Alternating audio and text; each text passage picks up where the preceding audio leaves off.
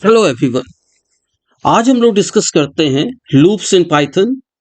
Python में दो तरीके के लूप्स होते हैं, for loop and while loop. जबकि सी प्लस प्लस और जावा में हमें सी प्लस प्लस में हमें तीन तरह के लूप मिलते हैं, for loop, while loop, do while loop. और जावा में हम फॉर और व्हाइल लूप यूज करते हैं।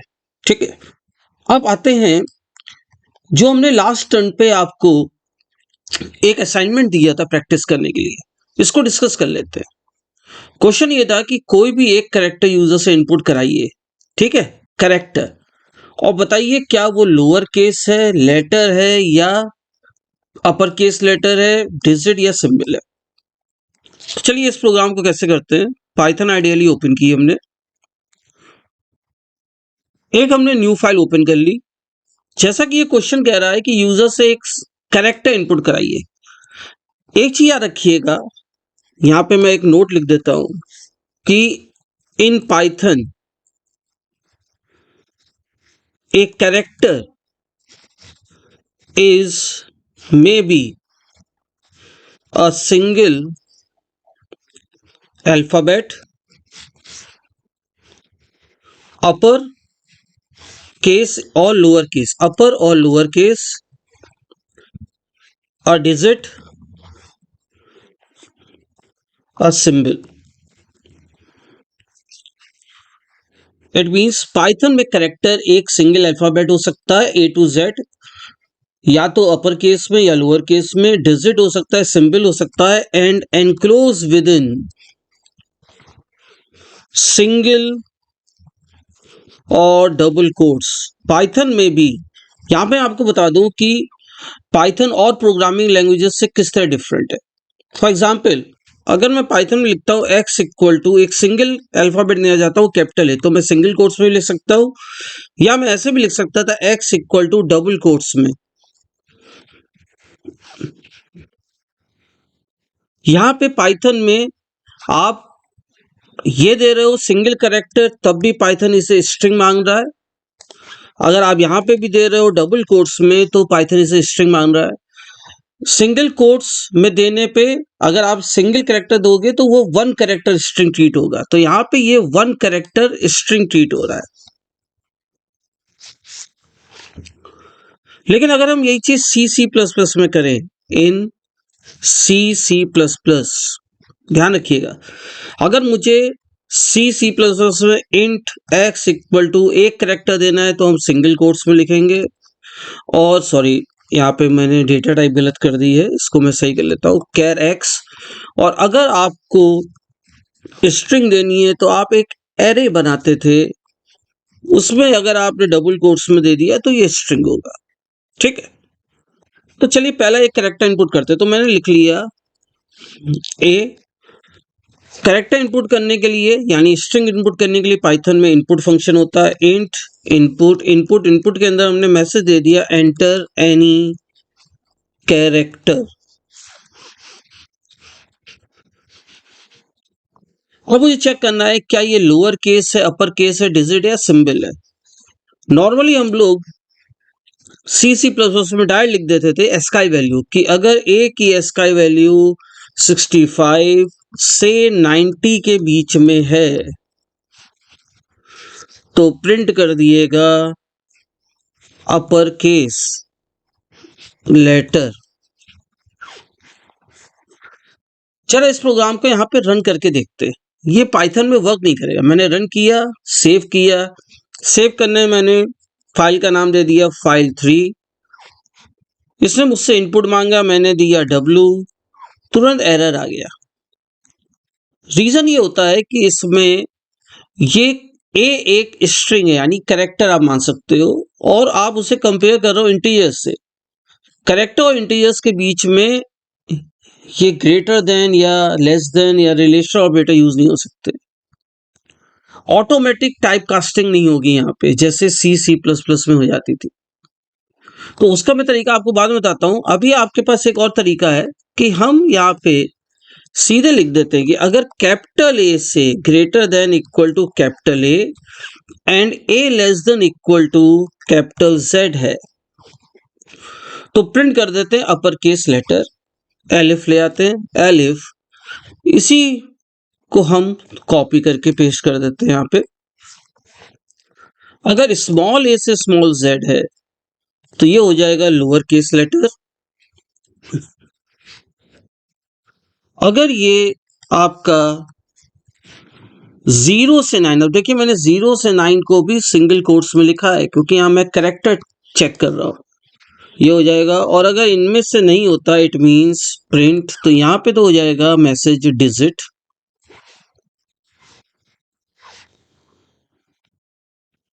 और यहां पे हम कर देंगे प्रिंट सिंबल। अब हम इस प्रोग्राम को रन कराते हैं मल्टीपल टाइम्स। हमने जब फर्स्ट रन कराया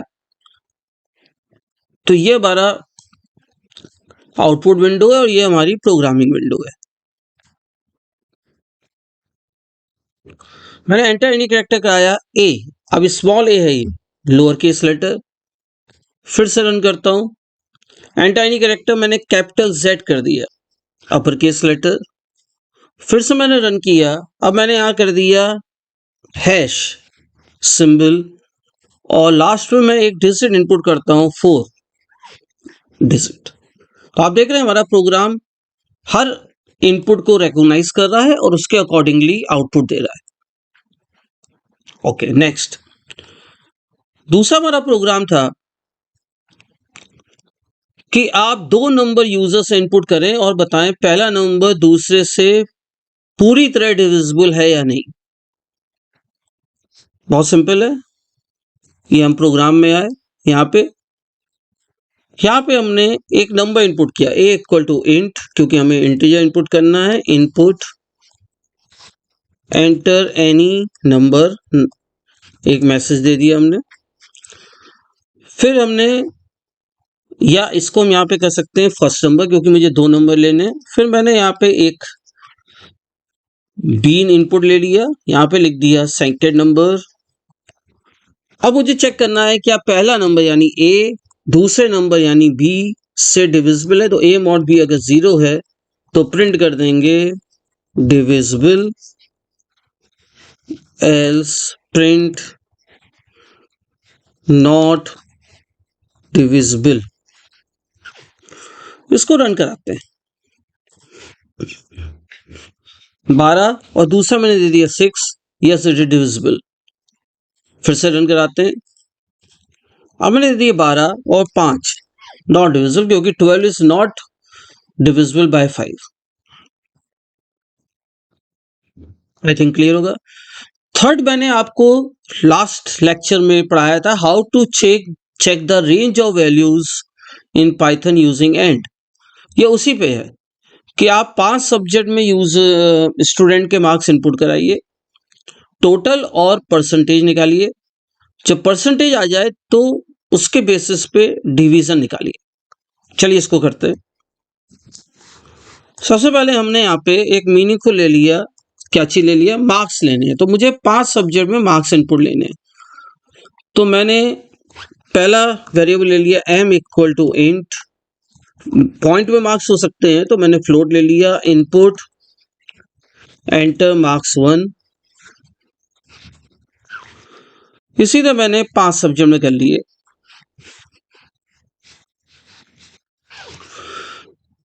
M2 marks 2, M3 marks 3, M4 marks 4 और M5 मार्क्स 5 हो गया। यहाँ पे हमने मैसेज भी चेंज कर लिया, एंटर मार्क्स 1, 2, 3, 4 एंड 5। फिर मैं क्या करूंगा, टोटल निकाल लूंगा। टोटल कैसे निकलेगा, M1 plus M2 plus M3 plus M4। उसके बाद निकालना है हमें परसेंटेज। तो परसेंटेज आ जाएगी टोटल। हम ये मान के चल रहे हैं कि हर सब्जेक्ट के मैक्सिमम मार्क्स हैं 500, तो टोटल अपॉन 500 इंटू 100 परसेंटेज आ गई। इतना प्रिंट करा के देख लेते हैं।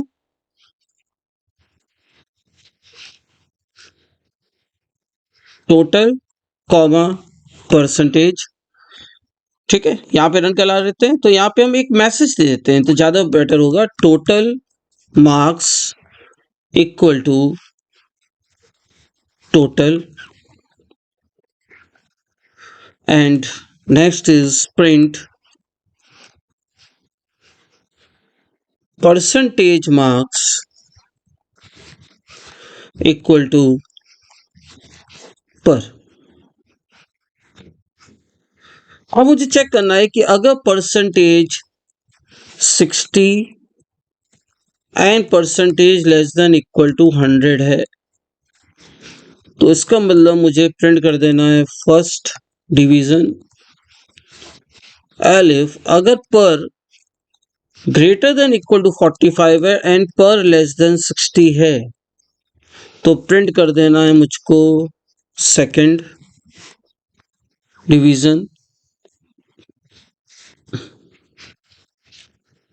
अगर पर 33 से 45 के बीच में है, तो ये हो जाएगा हमारा थर्ड डिवीजन। अगर पर हमारा 0 से 33 के बीच में है, तो ये हो जाएगा हमारा फेल। और आई थिंक ये काफी है, क्योंकि हम यूजर से तो इनपुट मांग नहीं रहे परसेंटेज, तो हम यहाँ पे एल्स भी लिख सकते थे कि अगर नहीं है तो एल्स फेल। अब इस प्रोग्राम को रन कराते हैं। ये देखिए हमारा प्रोग्राम है, ये आउटपुट विंडो। मार्क्स वन हमने दिए 60, 55, 78, 92 एंड लास्ट हो गया हमारे 54। अब आप देख रहे हैं टोटल मार्क्स हमारा हो गया 285 आउट ऑफ 500। और परसेंटेज आप देख रहे हैं डेसिमल के बाद कहां तक आ रहा है, 3, 3, 6, 3, 9, 3, 12, 3, 15, 15 डिजिट्स तक आता है।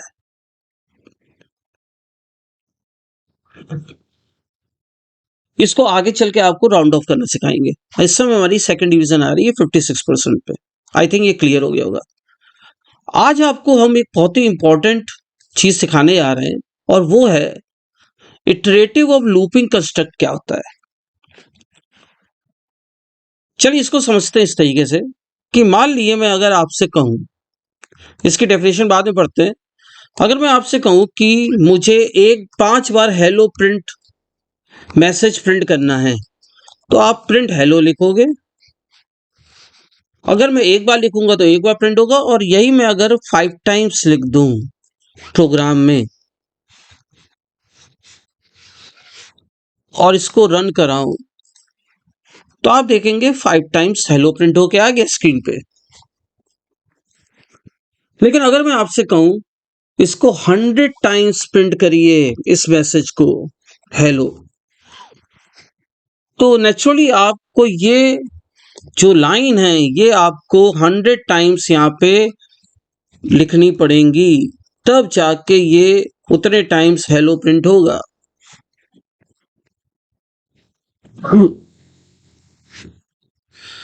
मैंने कुछ टाइम्स लिखा है तो प्रिंट हो गया।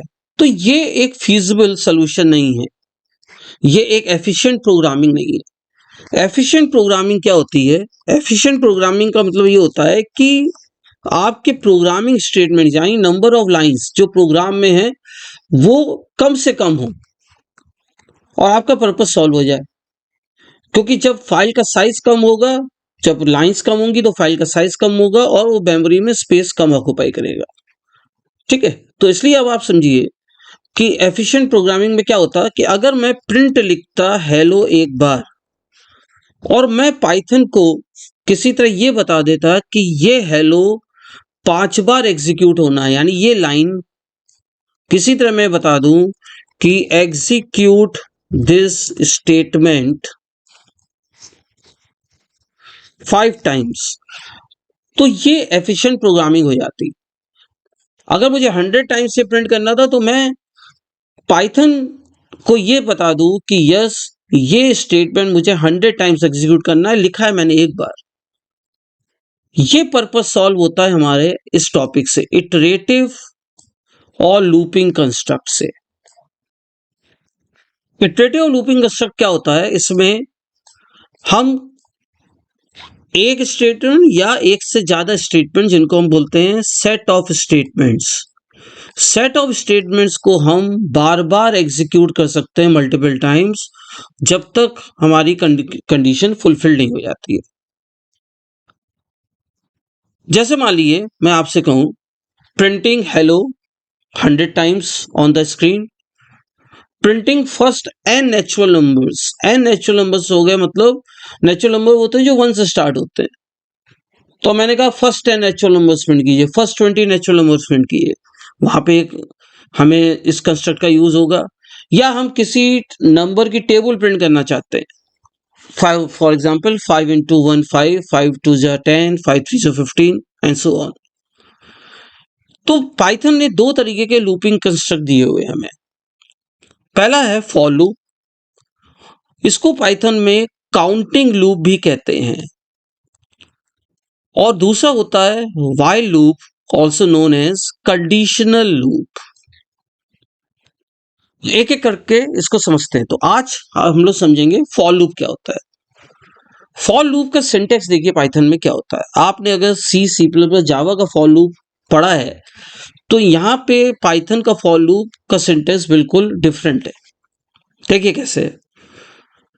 यहाँ पे हम एक वेरिएबल नेम लिखते हैं, फॉर वेरिएबल नेम इन यहाँ पे कीवर्ड है रेंज, एक फंक्शन यूज करते हैं रेंज।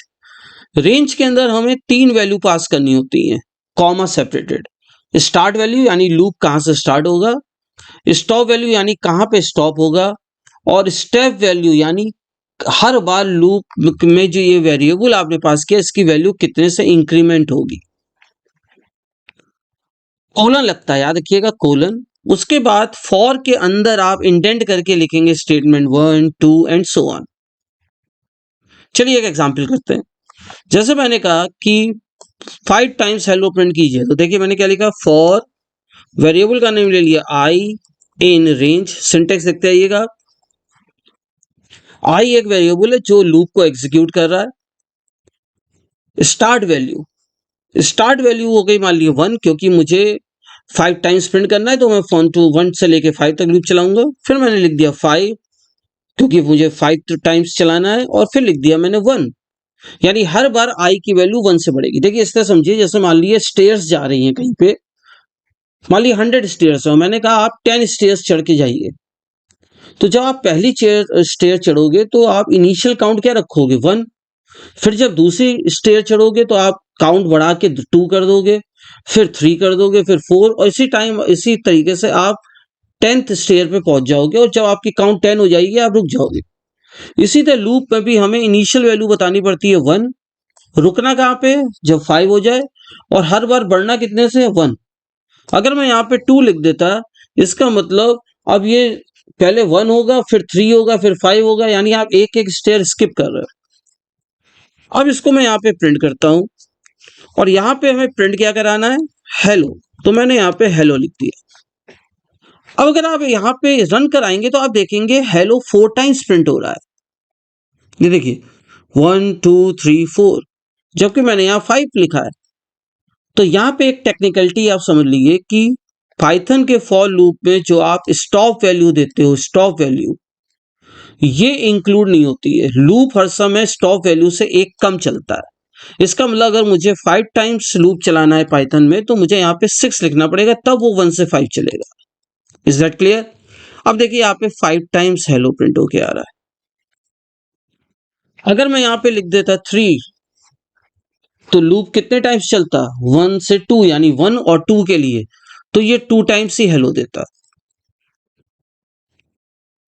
तो याद रखिएगा स्टॉप वैल्यू इंक्लूड नहीं होती है, स्टॉप वैल्यू से एक कम चलता है लूप।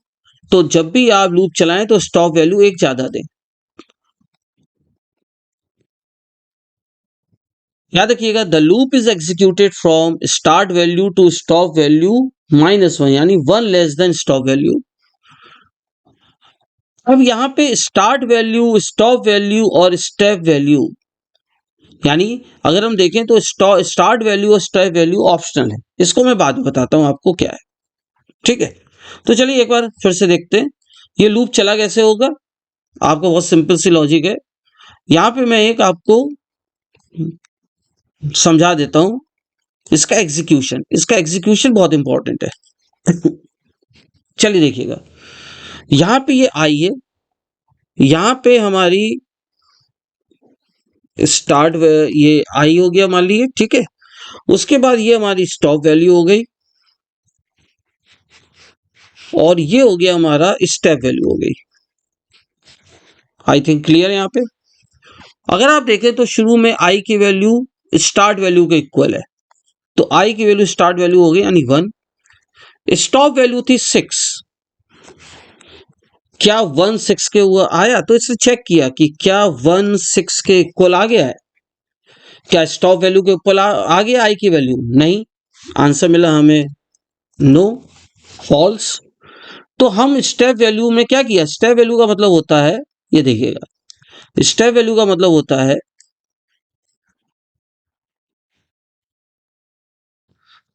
कि आई की वैल्यू को 1 से बढ़ा दें। तो आई की वैल्यू बढ़ के हो गई 2। अब यहाँ पे आई की वैल्यू हुई 2, फिर चेक हुआ कि क्या 2 6 के इक्वल हुआ है, नहीं।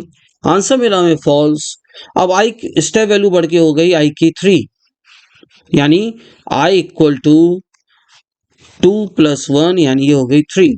अब आई की वैल्यू 3 हुई, चेक हुआ कि या ये 6 या ये स्टॉप वैल्यू के इक्वल हो गई आई की वैल्यू, अगेन आंसर मिला हमें फॉल्स। तो उसके बाद हाँ यहाँ पे देखते रहिएगा, ये जहां जहां फॉल्स मिल रहा है वहां वहां प्रिंट होता जा रहा है। तो पहली बार प्रिंट हुआ, दूसरी बार प्रिंट हुआ, तीसरी बार प्रिंट हुआ, यानी हम ये कह सकते हैं कि हम इसके बीच में एक आउटपुट भी दे सकते थे इसको समझने के लिए। तो एक बार इसको फिर से समझते हैं। ये देखिए क्या हुआ, सबसे पहले हमने यहाँ पे स्टॉप वैल्यू दे रखी है 6। तो यहाँ पे चेक हुआ कि क्या हमारी आई यानी 1 6 के इक्वल है, नहीं। तो आउटपुट में आया प्रिंट और स्टेप वैल्यू बढ़ के हो गई कि आई इक्वल टू 1 + 1 यानी कि 2। फिर चेक किया क्या 2 इक्वल टू 6 है, नहीं, फॉल्स। मैं एफ लिख दे रहा हूं। तो प्रिंट फिर से हुआ, यहाँ पे आउटपुट में आया था हेलो, यहाँ पे हेलो प्रिंट हुआ, सेकेंड टाइम हेलो प्रिंट हुआ और ये आई की वैल्यू बढ़ के हो गई I equal to 2 + 1 equal to 3। आप लोग को समझ में आ रहा होगा। आई की वैल्यू जब 3 हुई तो फिर चेक हुआ कि क्या 3 स्टॉप वैल्यू के इक्वल हो गई है, फॉल्स। फिर से प्रिंट हुआ हेलो, अब ये 3 + 1 होके हो गई स्टेप वैल्यू यानी आई की 4 हो गई, आई की वैल्यू 1 से बढ़ गई तो यानी 4 हो गई। फिर से चेक हुआ क्या 4 6 के इक्वल है, आउटपुट आ रहा है फॉल्स।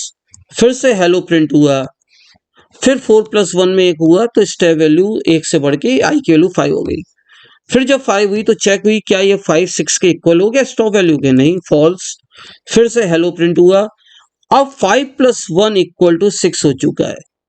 अब आई की वैल्यू 6 हुई और उससे चेक किया क्या 6 6 के इक्वल हो गया स्टॉप वैल्यू के, आंसर मिला ट्रू। और तुरंत जो है फॉर लूप इज स्टॉप्ड, ये स्टॉप हो गया।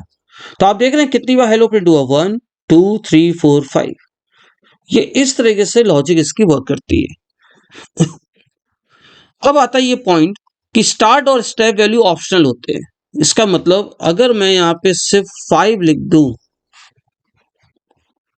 तो ये लूप कहां से कहां तक चलेगा। तो ये 5 को क्या ट्रीट कर रहा है, देखिए सिंटेक्स में स्टार्ट वैल्यू है, स्टॉप वैल्यू है और स्टेप वैल्यू है। तो यहाँ पे ये 5 को स्टॉप वैल्यू ट्रीट कर रहा है कि यानी आपने बोल दिया 5 तक चलाओ, लेकिन कहां से चलाओ। तो उसके लिए पॉइंट है, थर्ड पॉइंट जो आपको नोट करना है कि बाय डिफॉल्ट अगर आप स्टॉप वैल्यू नहीं दे, स्टार्ट वैल्यू नहीं दे रहे हैं तो वो 0 है और स्टेप वैल्यू नहीं दे रहे हैं तो 1 है। अब देखिए यहाँ इसका मतलब ये लूप चलेगा 0 से 4 तक और 0 से 4 हो गया हमारा 5 टाइम्स। मैंने पहले बताया था कि आपने स्टॉप वैल्यू दी 5 तो एक कम चलेगा, तो यानी कहां तक चलेगा 4। लेकिन आपने स्टार्ट वैल्यू नहीं दी है तो स्टार्ट वैल्यू बाय डिफॉल्ट 0 होती है, तो 0 से 4 ये लूप चलेगा 5 टाइम्स। आप देखेंगे अब भी 5 टाइम्स हेलो प्रिंट होके आ रहा है। मैं ऐसे भी कर सकता था, मैं यहाँ पे चला देता 5, यहाँ कर देता 11, यहाँ कर देता 1। अब लूप कितने टाइम्स चलता, अब 5 से 10 तक चलता, तो 5 से 10 तक भी कितने टाइम्स हो गया, 5 टाइम्स। बल्कि 5 से 10 6 टाइम्स हो गया, 10 भी इंक्लूड हो गया। मैंने यहाँ पे 10 नहीं लिखा, मैंने यहाँ 11 लिखा था। तो यहाँ पे अगर मैं 5 से 10 कर दूं तो आप देखेंगे 5 6 7 8 9 यानी 5 टाइम्स चल रहा है लूप। तो लॉजिकली लूप स्टार्टिंग 1 से होती है, तो इसलिए हम लोग यहाँ पे 1 लिख देते हैं। 6 इसलिए लिखा क्योंकि स्टॉप वैल्यू से एक कम चलता है, और 1 मतलब हर बार 1 से इंक्रीमेंट हो। अगर आप सिर्फ एक वैल्यू देंगे तो पाइथन उसे स्टॉप वैल्यू ट्रीट करेगा और लूप 0 से लेके उस वैल्यू से एक कम तक चलाएगा, यानी यहाँ पे लूप 0 से चलेगा और 5 - 1 यानी 4 तक चलेगा, 0 से 4 तक, और 0 से 4 हो गया हमारा लूप 5 टाइम्स।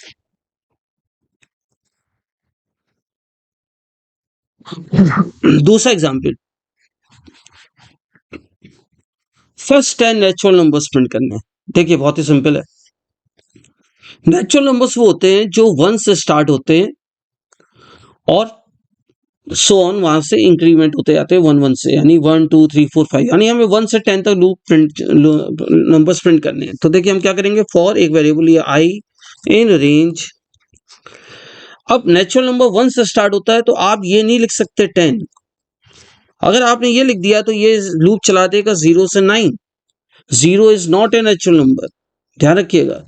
तो इसका मतलब मुझे यहाँ पे स्टार्टिंग वैल्यू देने की 1 और 10 तक चलाना है, तो मुझे यहाँ पे देना होगा स्टॉप वैल्यू 11, क्योंकि एक कम तक चलता है और हर बार कितने से इंक्रीमेंट हो, 1। अब बहुत से लोग क्या करते हैं, ये प्रोग्राम लिख देते हैं नेचुरल नंबर, समझिएगा यहाँ पे मैसेज नहीं देना हमें नेचुरल नंबर, हमें 1 से लेके 10 तक के नंबर्स प्रिंट करने हैं। अगर आपने ये दे दिया तो आप 10 टाइम्स देखेंगे मैसेज आ गया नेचुरल नंबर। प्रिंट में डबल कोट्स के अंदर कोई भी वैल्यू आप लिखेंगे वो स्ट्रिंग ट्रीट होती है, एज इट इज प्रिंट हो जाएगी। तो आप देख रहे हैं यहाँ पे आई की वैल्यू कहां से कहां तक जा रही है। अगर मैं आपसे बोलूं आई की वैल्यू कहां से कहां तक जा रही है, तो आप कहेंगे सर आई की वैल्यू जा रही है 1 से लेके 10 तक, तो हम आई को प्रिंट कर देते हैं। फिर एक गलती लोग क्या करते हैं, वो आई को डबल या सिंगल कोट्स में लिख देंगे। अगेन आउटपुट क्या आएगा, आई ही प्रिंट हो जाएगा 10 टाइम्स। मुझे आई की वैल्यू प्रिंट करनी है, तो आई आप विदाउट कोट्स लिखेंगे। जब रन कराएंगे तो यहां पे आप देख रहे हैं 1 से लेके 10 तक प्रिंट हो गया।